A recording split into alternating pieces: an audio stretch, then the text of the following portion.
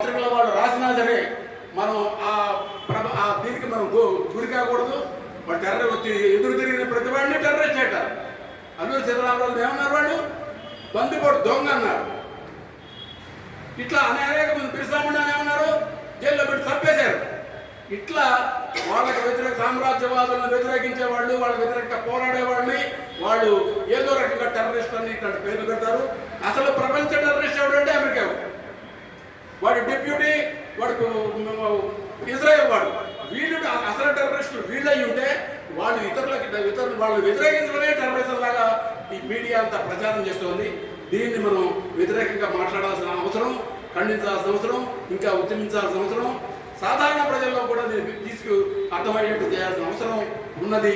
ఇట్లా మనకి ఈ విద్యార్థి యువకులు వాళ్ళు స్పందించి మనందరితో కూడా వీటిని మాట్లాడించేటటువంటి ఒక సందర్భాన్ని వాళ్ళు తీసుకొచ్చినందుకు వారిని అభినందిస్తూ ఈ అవకాశం ఇచ్చిన వారి దగ్గర మీ అందరి దగ్గర సెలవు తీసుకుంటున్నాను.